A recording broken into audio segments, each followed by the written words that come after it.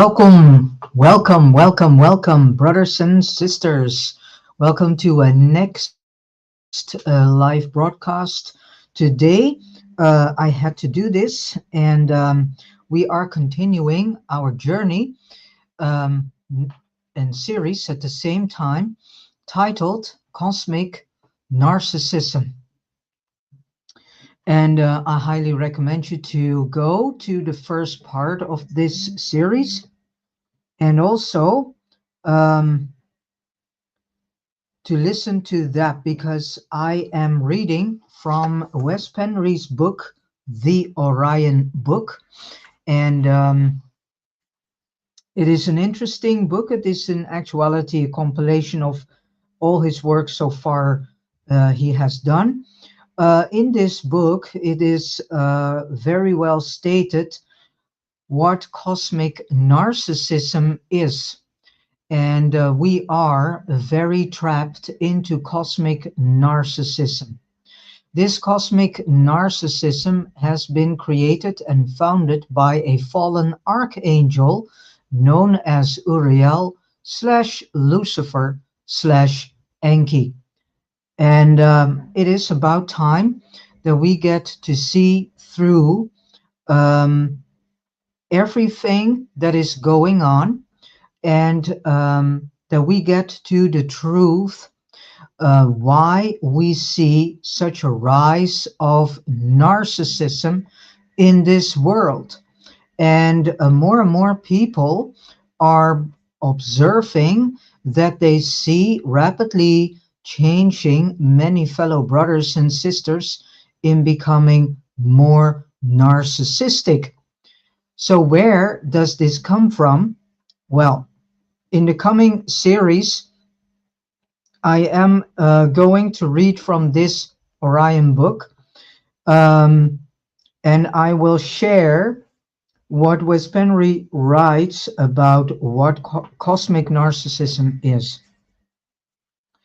In part two, I'm going through a very important piece of information, and that is titled A Lifelong Search for Mother Detachment. There are thankfully many people in this world, many brothers and sisters in this world, that are very in the knowing about the true history of this planet Earth, that in actuality is a part of Tiamat. Tiamat was our home planet and has been blown into uncountable millions of pieces during a cosmic war. The human soul group that was living on Tiamat was in actuality in a very young stage. We were becoming part of a gigantic cosmic war, and we were in actuality overwhelmed by it. Many of the original human soul group have been imprisoned by a fallen archangel. We know this archangel as Lucifer, but it seems that its original name is Uriel. And this archangel has created from a piece of Tiamat this earth that we call Earth.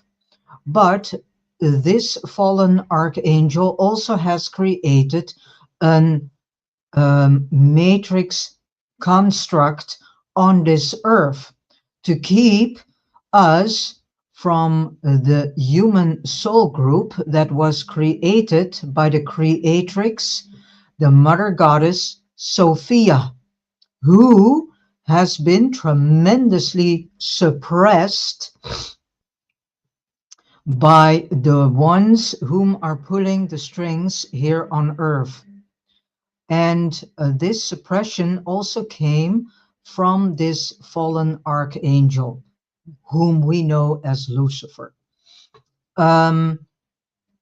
So many people came to the notice and are we are being, in that sense, being lied to, that we have been created from a Father God, so to say, but in actuality, we were already there, and we were in actuality imprisoned souls from the human soul group that the Mother Goddess Sophia has created. Um, and so this fallen archangel Uriel slash Lucifer himself is a fallen archangel. He got stripped from his creative abilities. He also lacks the fact that he is able to get life force energies. Well, if we get to know the basic understanding of narcissism, then we know that a narcissist always drains other people from their life force so that their battery is filled, so to say. This same counts for this fallen archangel, um, Uriel slash Lucifer, who needs the human race as a battery to have itself filled with life force.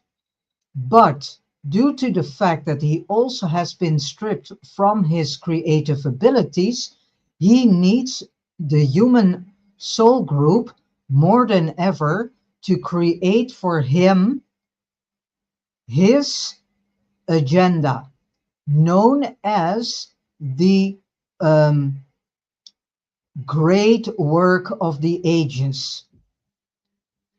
This is an agenda that is based on total revenge on the mother goddess Sophia, known as the creatrix of the human soul group.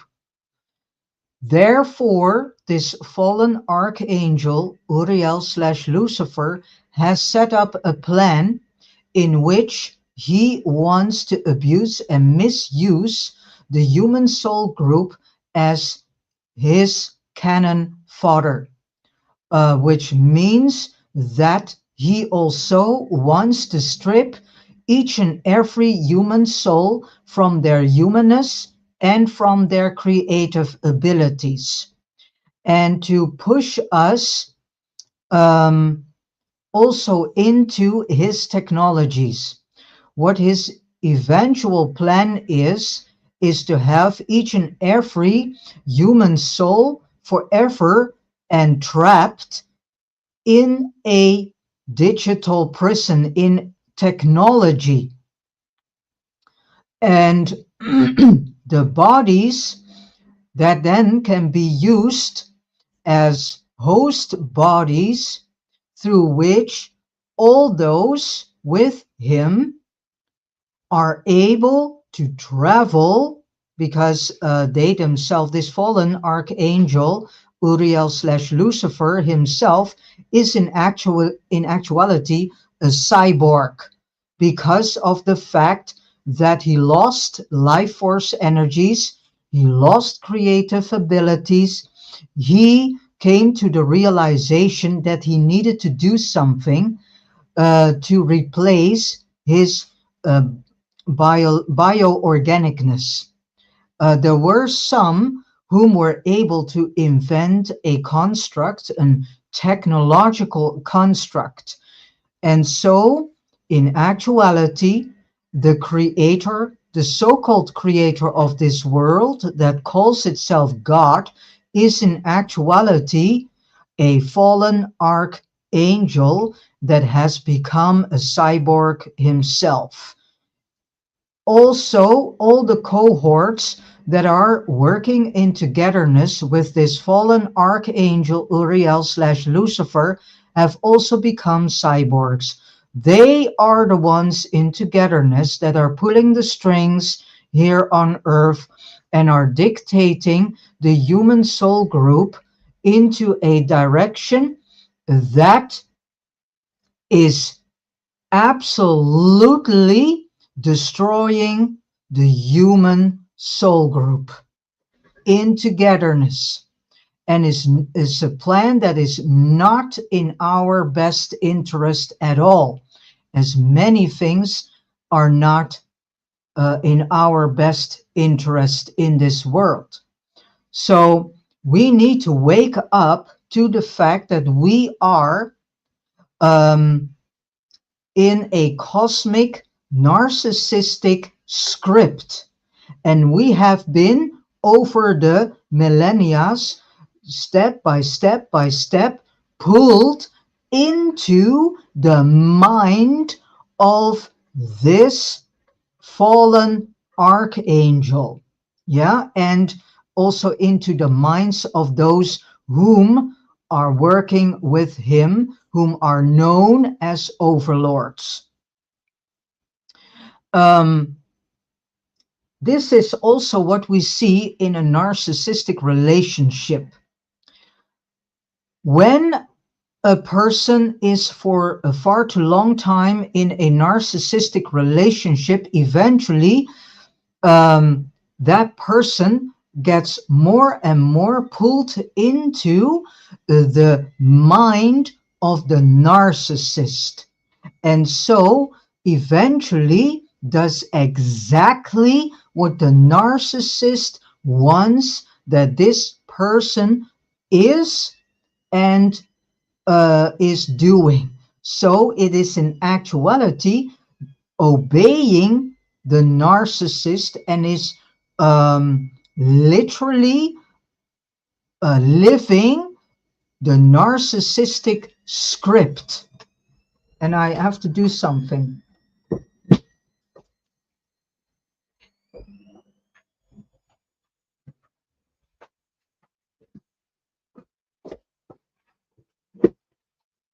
So if you are in a narcissistic relationship, then you can see that eventually you will be more and more pulled into the mind of the narcissist.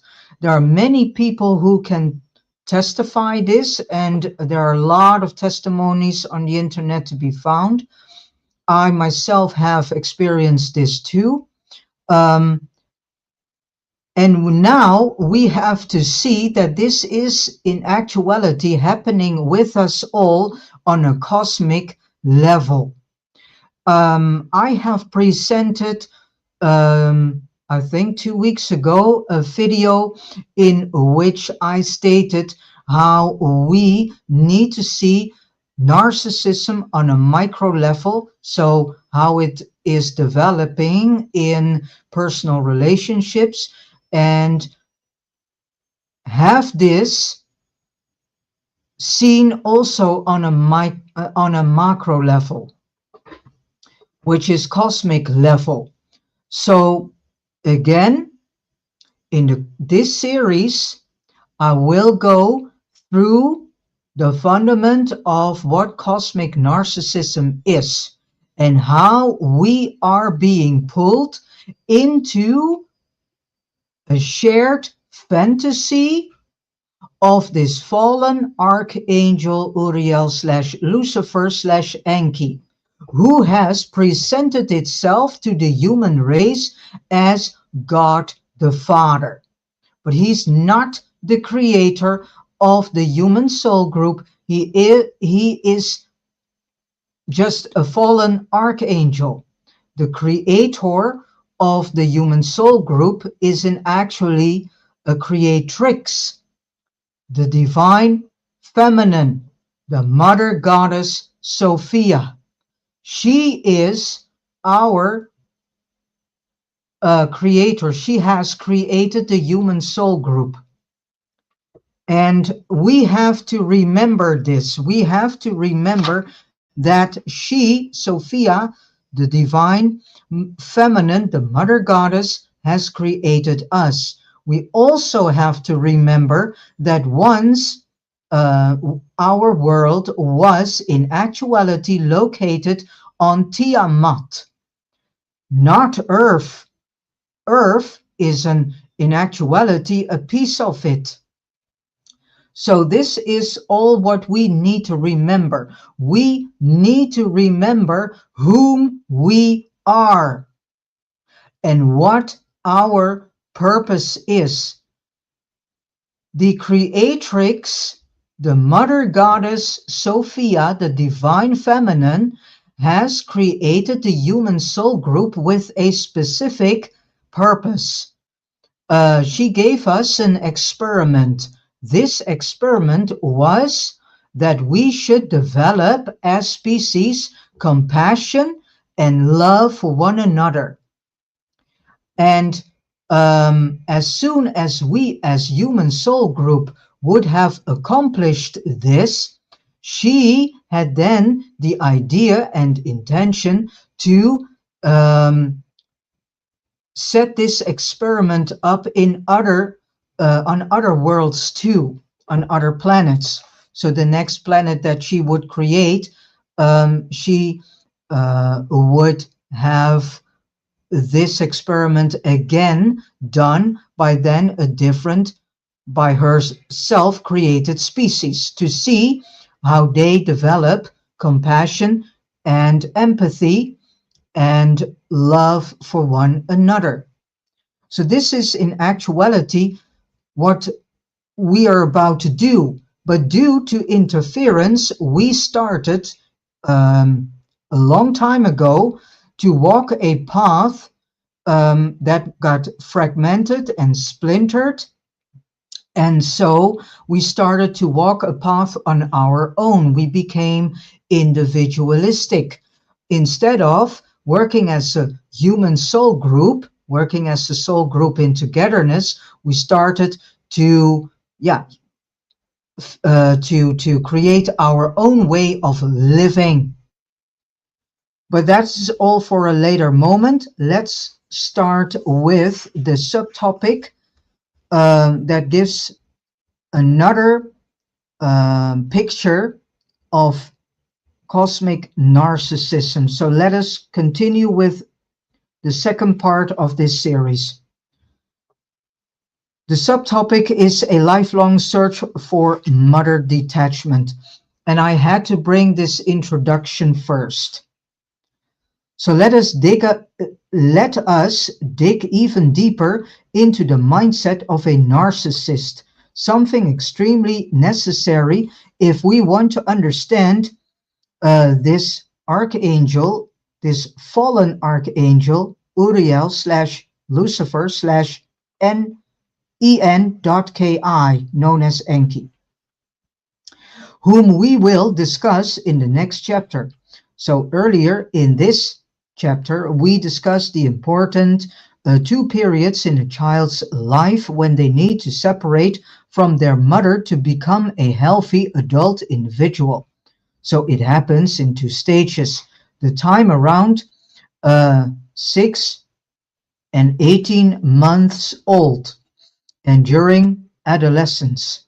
If this separation does not happen, we will have a narcissist whose main drive and driving force in life is to separate from the mother or motherly caregiver from their childhood. This is the only thing that drives their so-called romantic relationships. They can't feel love the way a healthy person feels love, because in their minds, we, the real persons, are merely objects, and the real partner is only existing in their introject, the fantasy inside their heads, the so-called love they feel in an intimate relationship and in friends relationships as well, is the love and attachment they have with their mother. A love that is twisted and perverted because of how they were treated by their mother and the abuse they were subjected to. Still, they are looking for the unconditional love a healthy mother gives their child in a way no one else can give them. This unconditional love from the mother is the most important building block for the child's adult future. This is what the narcissist and their partner experience in the love bombing phase of the relationship. It is this incomparable motherly love. So the partner feels it, and because all people, to a lesser or greater degree, have mother issues, which also will be obvious in the next chapter. The partner of a narcissist feels more validated by the narcissist than they have ever felt validated by anyone before, including their real mother, who, of course, was not perfect, even if she was not a narcissist. Perhaps for the first time in her life, the partner feels validated, secure, safe, seen, heard, and important. The narcissist puts her on a pedestal, just like children do their mothers. To him, she is a goddess. So what he does to create is introject, is to take what Professor Sam Vaken calls a snapshot of his partner. This means he creates a full picture of the partner in his mind, the way he wants her to be, both physically and emotionally. So he studies her, finds the motherly traits in her, and, so to say, photoshops the rest inside his mind to make it fit into his introject. And there he has his so-called mother. He becomes the child who unconditionally loves his mother as an infant and a toddler. Needless to say, he does not walk through life thinking his partner is his mother. This all happens subconsciously, simultaneously. The female partner feels there is something different with this man. It feels like he is almost like a child in some ways.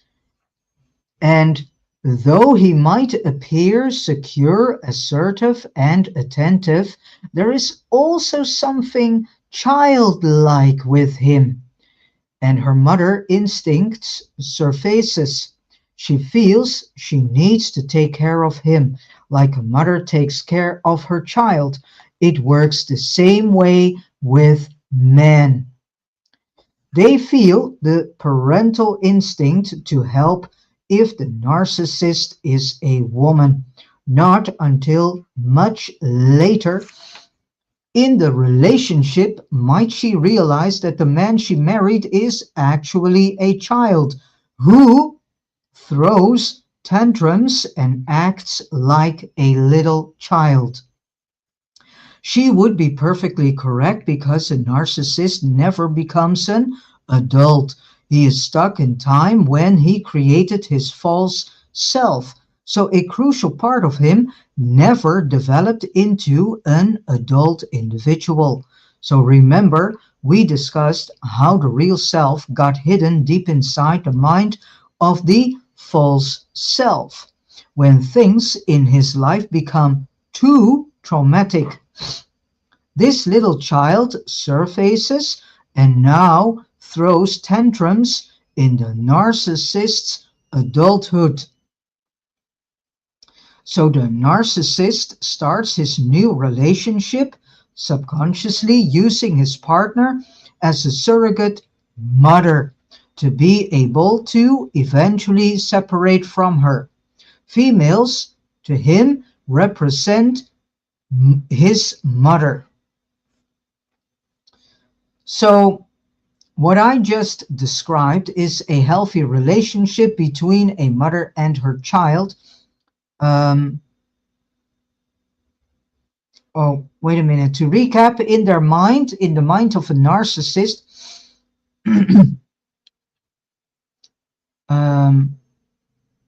sorry, to recap, one in their mind, an infant or a toddler can't separate between their mother and themselves. So the mother is an extension of them, of the child. They feel that they are one with the mother.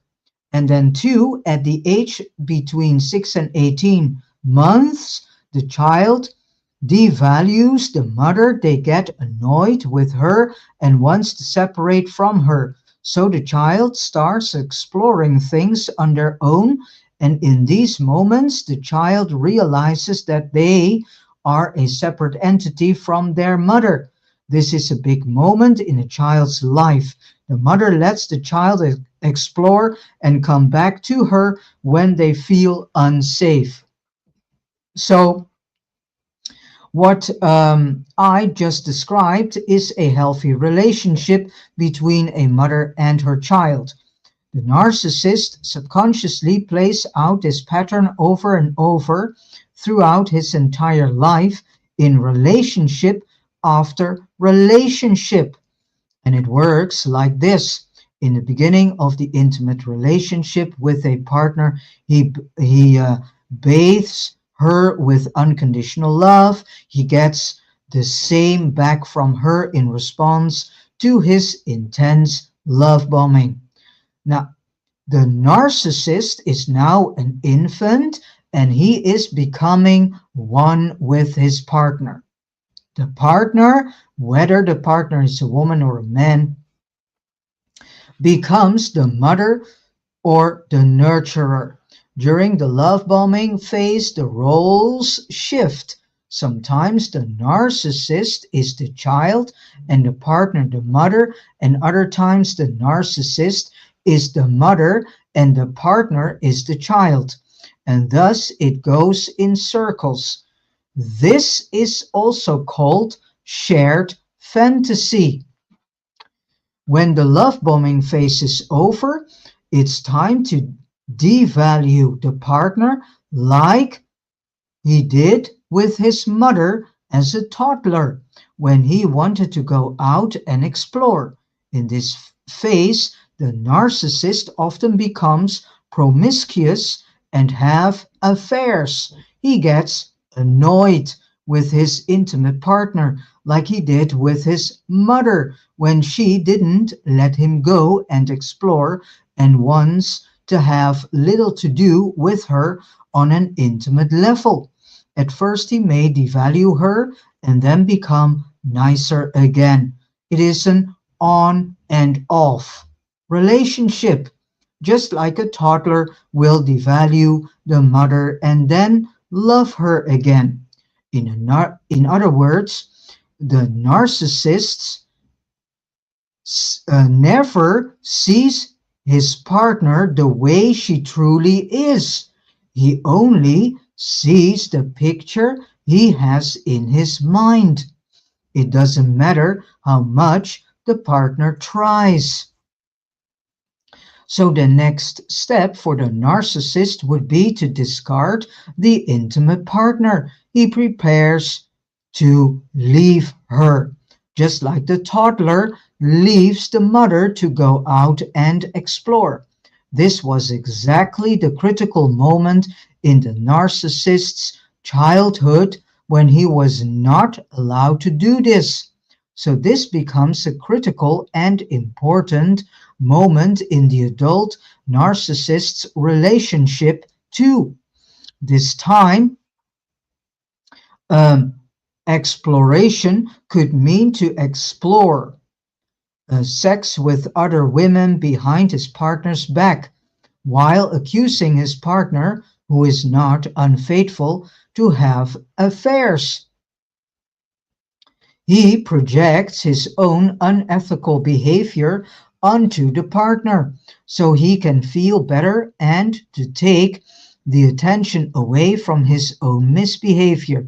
At this point, he has most likely stopped having sex with his partner, and he is no longer interested in any kind of intimacy, including kissing, hugging, touching, or to have any meaningful communication.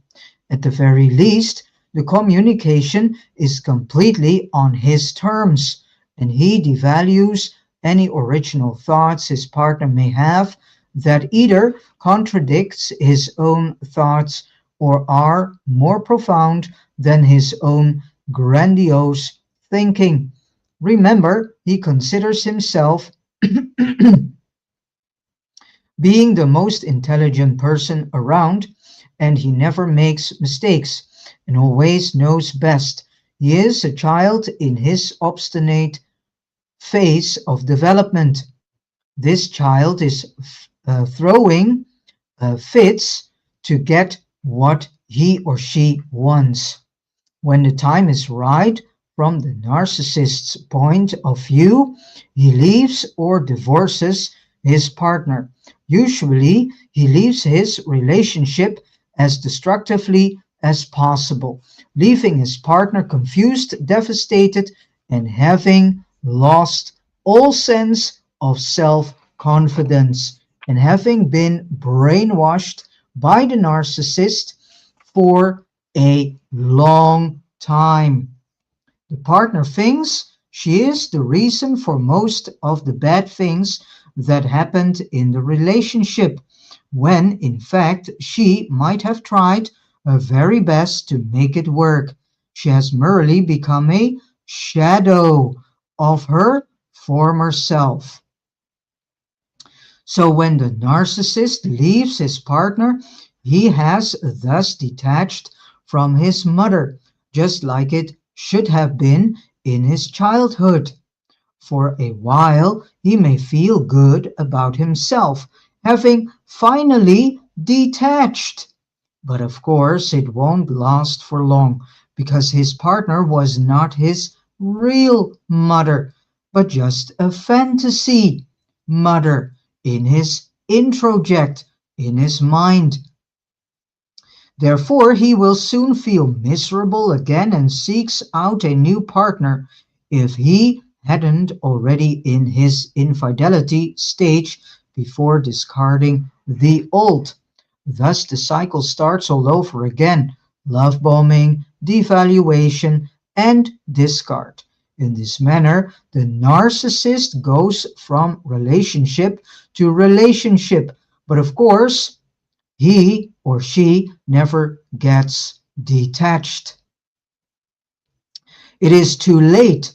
It should have been done in his real childhood and with the real self, which is now hidden and undeveloped inside the narcissist's mind.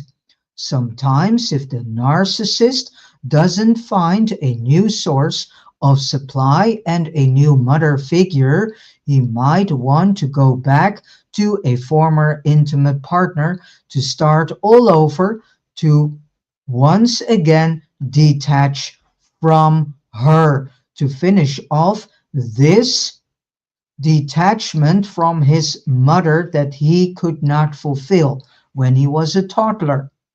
Just like the child who tried to detach from his mother.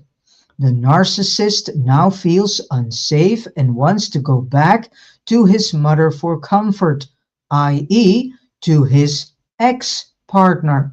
So he might call her up and start the love bombing phase again to hook her up. If this works, the two regain their relationship, and the partner must go through the same traumas all over again. um, then we go to what draws a person to a narcissist. So why are people drawn to narcissists? According to what appears to be the most reliable studies, there seem to be two main categories of people narcissists are drawn to. The first is the person who has little to no boundaries and is therefore an easy target. The narcissist won't go for someone who has strong boundaries and clear guidelines for how they want and do not want to be treated. That's too much work for the narcissist. The other type of person is simply a person who he subconsciously feels could act as a surrogate mother.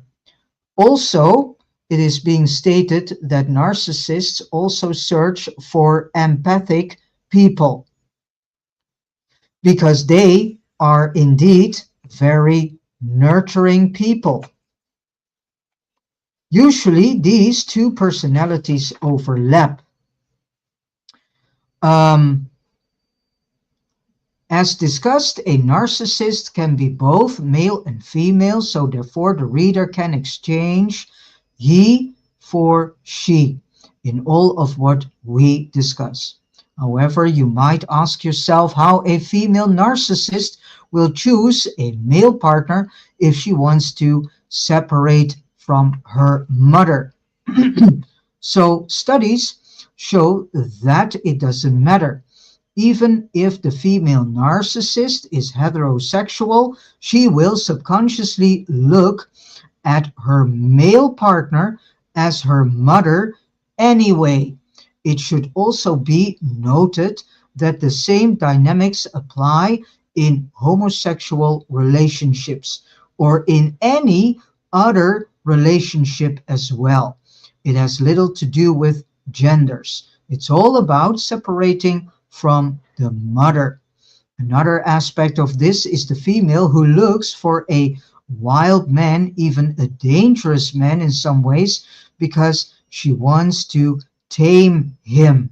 This is a very common thing for a woman with mother issues. She wants the untamed man and use her mother instincts to make him nice and so-called normal.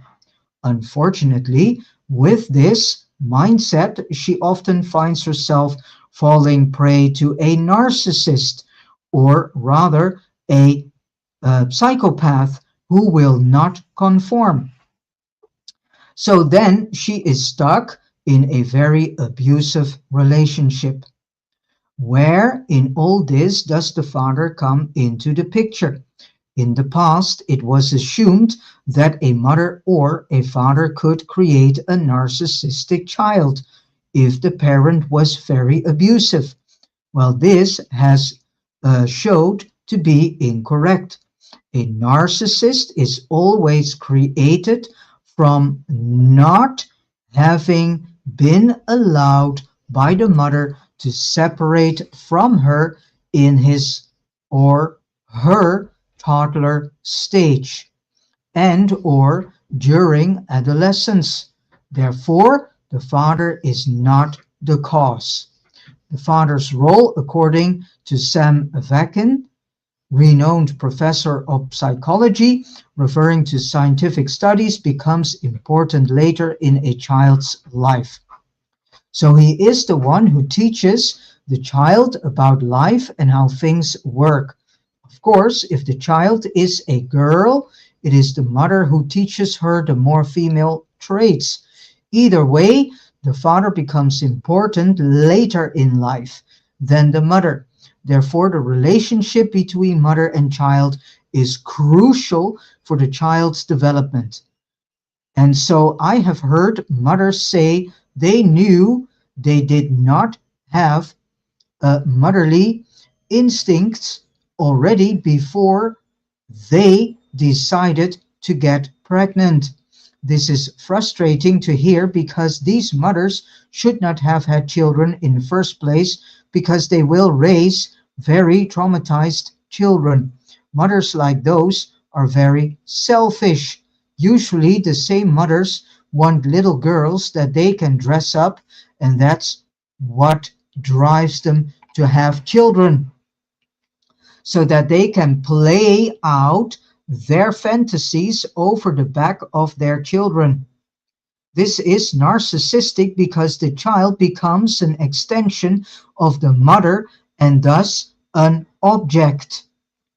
After having learned about how a narcissist is created and how such a person suffers throughout his or her life, we might be tempted to feel sorry for the narcissist because they are in extreme emotional pain and it is not their fault that they became the way they are. On one level, It is, of course, in order to feel empathy for them, but at the same time, we must remember and constantly remind ourselves of that these people create enormous harm and suffering to every person they get in close contact with. You cannot have a relationship with a narcissist and think you can be on top of it and not be affected by it. If you think you can, you are deceiving yourself. A person who has had a relationship with a narcissist and managed to leave him or her always comes out emotionally wounded and in need of long-term emotional and often physical healing. A partner to a narcissist may suppress their trauma, pretending everything is fine, but that will only lead to bigger problems in the future. When the lid blows off and all these suppressed emotions surface, it's much better to confront the emotional damage that was done and heal the trauma as soon as possible. Um, yeah, I go on with the next piece of information titled Soul and Mind Snatching. And this is also going on with the human soul group. Um, the ones whom are pulling the strings in this world, whom are tremendously narcissistic, sociopathic, and psychopathic, and even Machiavellistic, they are, as a matter of fact, doing this soul and mind snatching with us human souls too, and our human mind too. So, um, soul and mind snatching. So Professor Sam Vaknin tells us how we adopt the narcissist's mind and basically become the way the narcissist wants us to be. And this is exactly what is happening on cosmic level too. The cosmic narcissists are doing exactly the same. So they also do soul and mind snatching through um, making sure that we human souls are adapting more and more to the narcissistic mindset of the cosmic narcissists that pulling the strings here on earth. So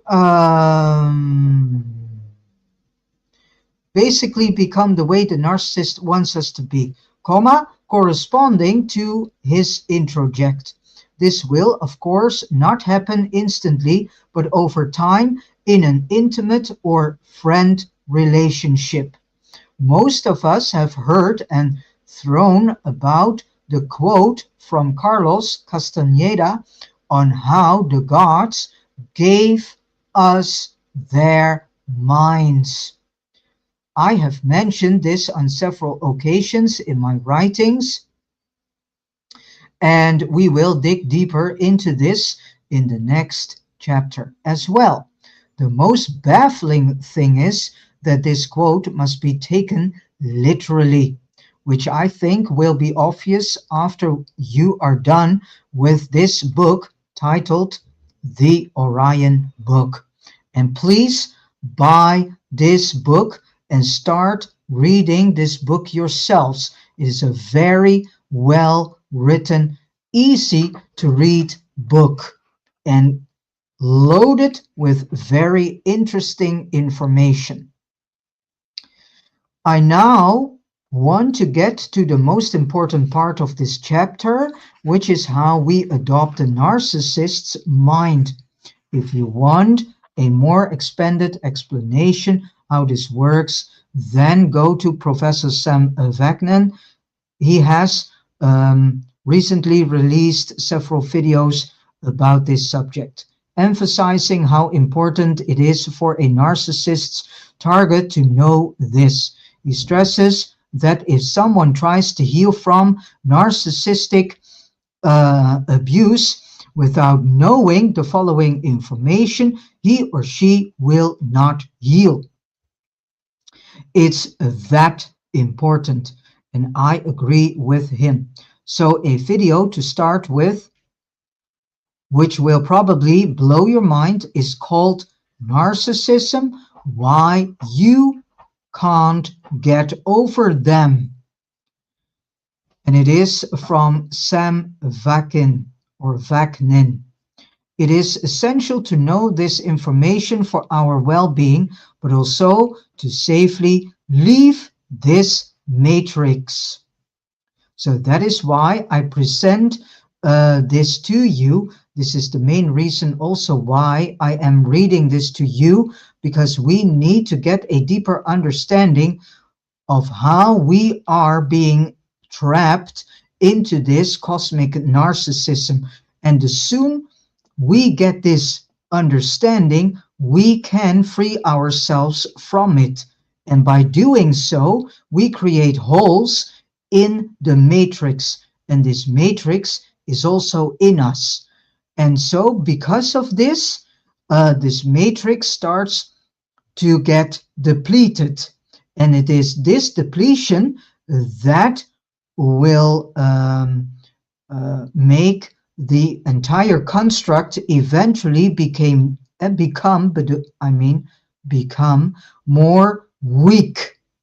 And the weaker this construct matrix becomes, then we can step by step take the earth back into our hands again. It is our earth, and it's not the earth of fallen archangels.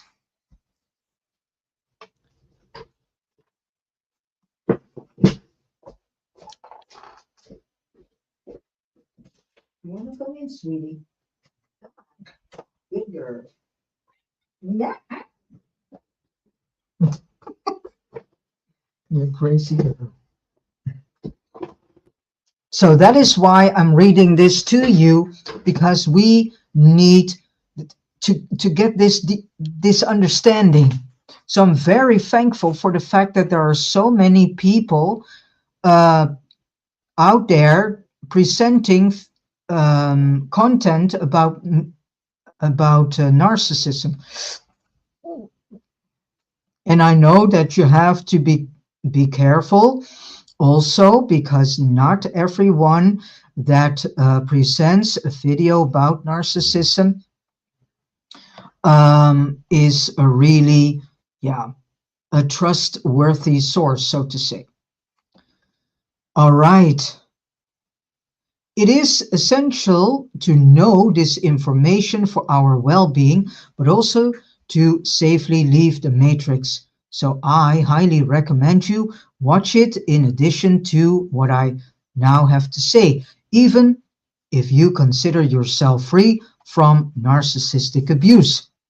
Those who have been in long-term relationships with a narcissist or a psychopath might afterward have experienced how they feel they are no longer themselves. They have lost their sense of individuality or personality. They are far from the same person they were before they entered the relationship, and it grieves them. Some say they are just a shadow of their old self, and that they have become a totally different person. They do not mean this in any positive way. Some feel ashamed and guilty over whom they have become. Many of these victims of narcissistic abuse go into therapy afterward, or they go under hypnosis, regression therapy, or try different other ways to heal from the abuse they have been subjected to.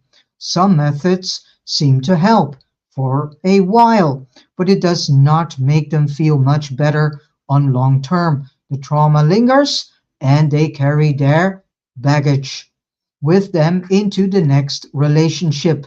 Some therapists evoke traumatic memories and have the client go through them and then trace the trauma back to childhood, etc. By confronting this, the client should get better and eventually recover, but this rarely happens with any greater success. Why? It is because barely any therapy is addressing the client.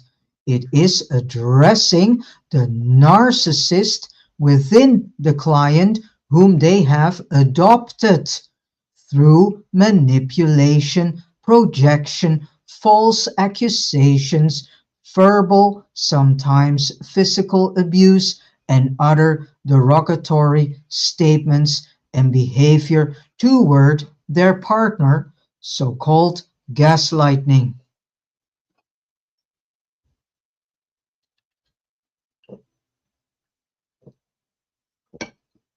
And if we look around us, and if we look into the world of today, then we can see manipulation, projection, false accusations, verbal and physical abuse, and other derogatory statements and behavior that have been thrown at us, that have been thrown to us humans,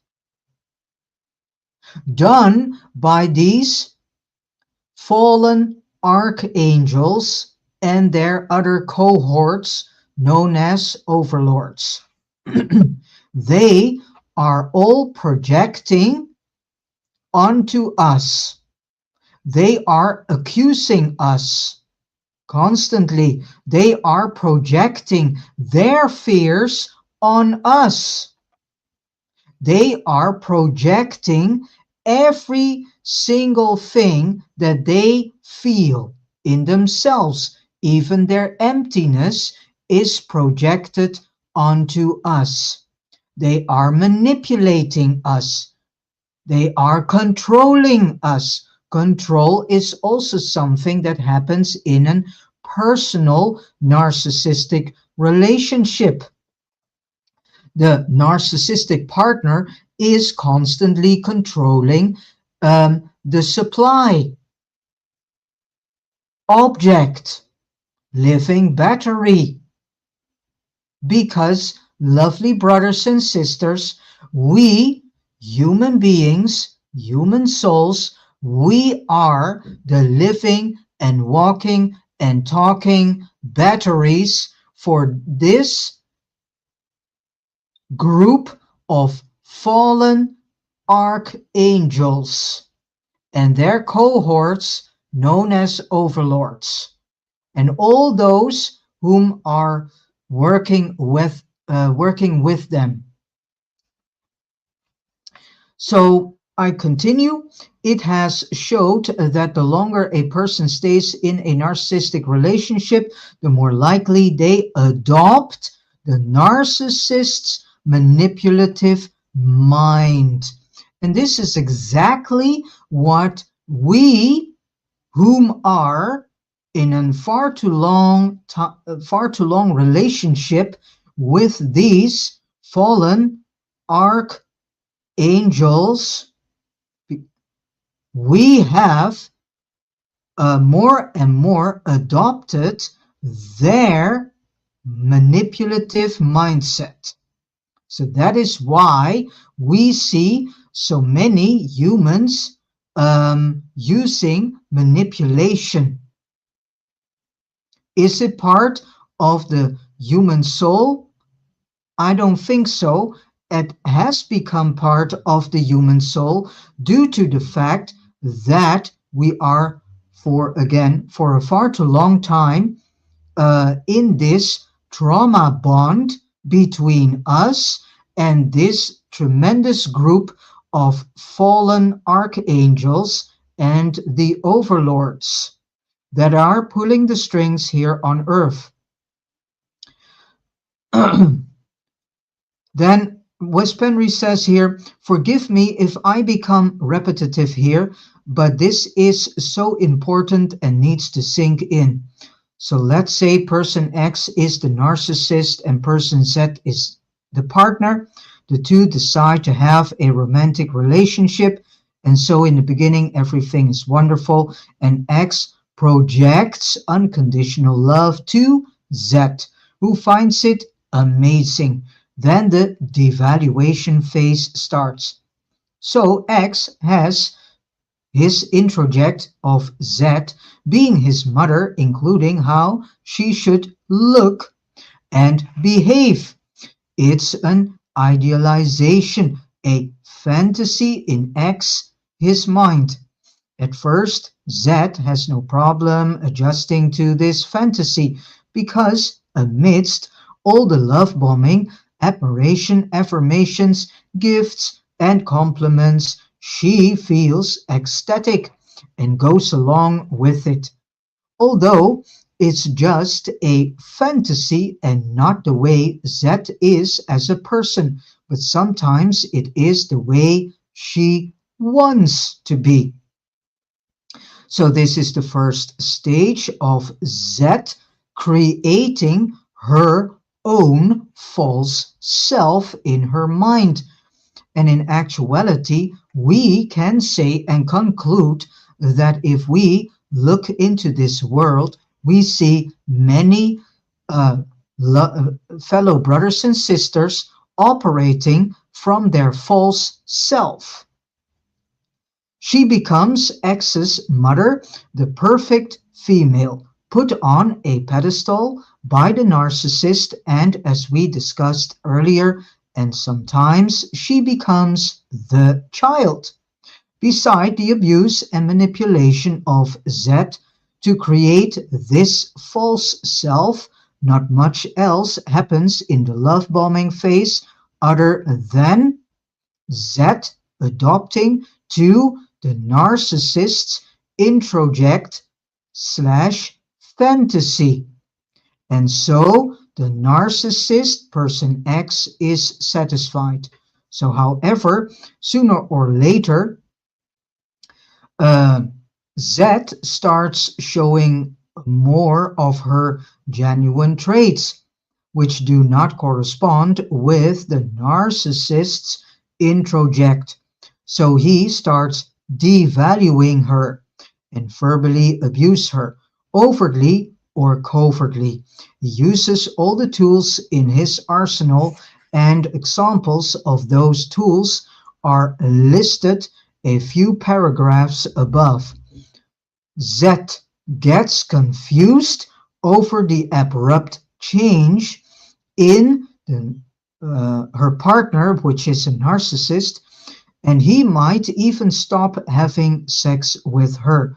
So Z will then try to make sense of the situation, and it may take a while before she starts thinking that this sudden change is because of her and that it is her fault, just like X is telling her and showing her in many different ways. So therefore, Z tries to change to accommodate X's introject to wishfully get back to the love bombing phase she liked so much.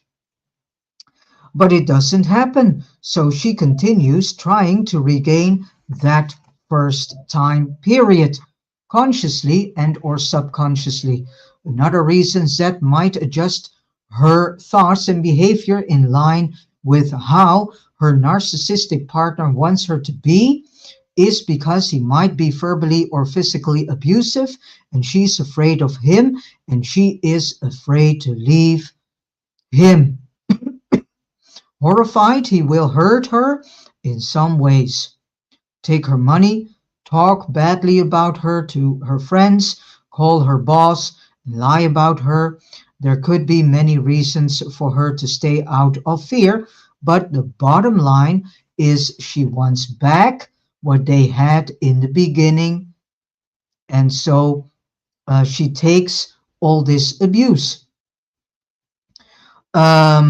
So Z has adjusted so much through access manipulation and programming that she has become almost exactly the same person as in X's narcissistic introject, and she is now submissive and under his complete control.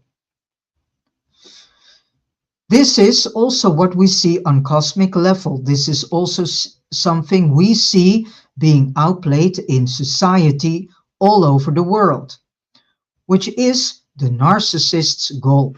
If he can not control his partner, she becomes an imaginary threat to him and he gets overly anxious. How can he separate from her if he cannot control her? So he does anything and everything in the book to control her. Thus, all the abuse, her true self dies, and she has created a new false self, corresponding to the narcissist's introject.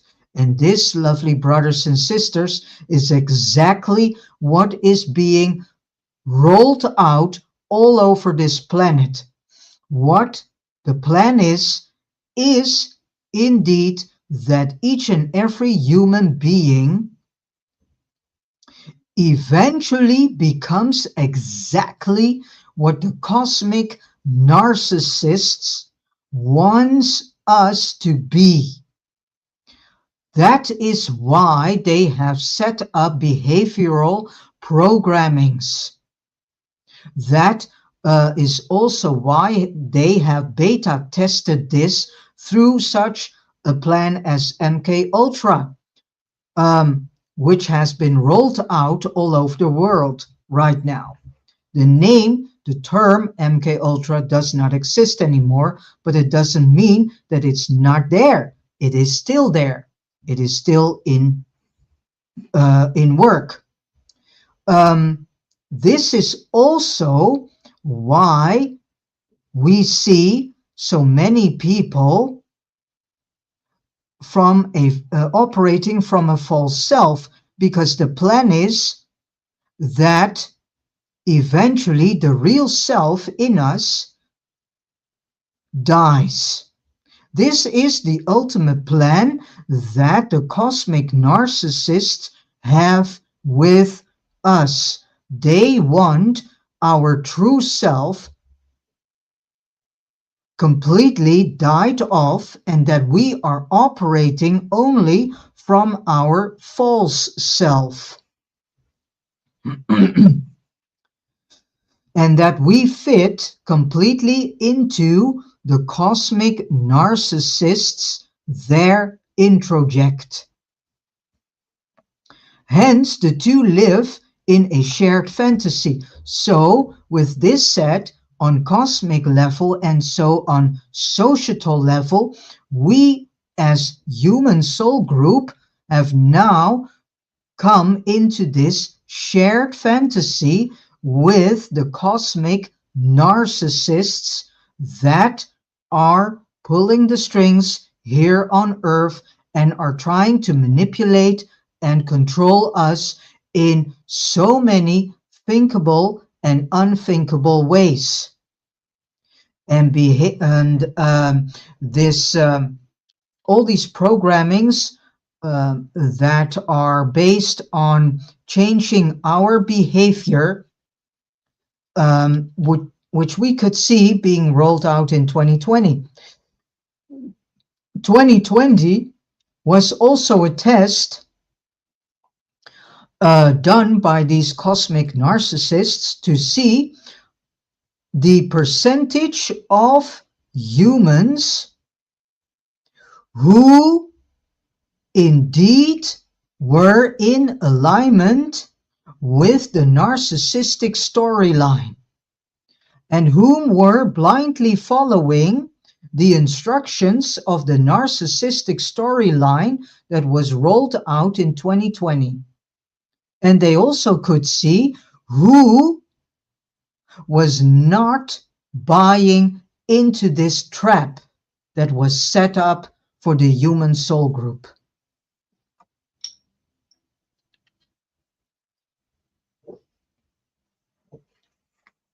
So this is what we need to understand. The narcissist and his victim now share the same mind. And this is what we see more and more and more in society. We see that more and more humans are sharing the same narcissistic mind and mindset of the cosmic narcissists. And they are in the cosmic narcissists introject, which also happens on a personal level. So the narcissist introject, i.e. his fantasy about who his partner is and should be, which has nothing to do who she really is or once was.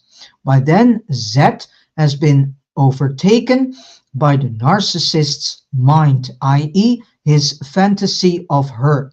She has become that person the narcissist wanted her to be.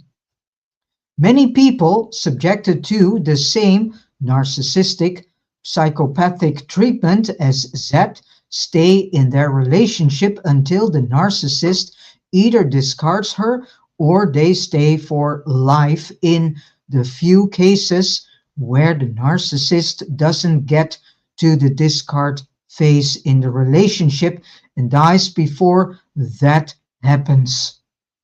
When a person stays in a narcissistic relationship for life, it means for certain that this person is no longer themselves and have completely or almost completely adopted the shared fantasy of the abuser. The narcissist and his victim have become as one. And this is very important to see, that is now to be seen in society. Yeah, and I think that this, they want to have a one world religion, one world government, and whatever. Yeah, but this whole oneness thing, what is this oneness thing in actuality? In actuality, this oneness thing that these cosmic narcissists want is to become one with them and become like them. And eventually, not only become like them, but also the longer we stay in this trauma bond with them, with these cosmic narcissists, the more we start to lose our true self, the more we start to become as who these cosmic narcissists, wants us to be. And with this said, I have come to the end of this part 2. Again, I would highly recommend you to buy this book, The Orion Book, written by Wes Penry. Buy this book yourself. Go start reading it. It is loaded with very interesting information. And the next time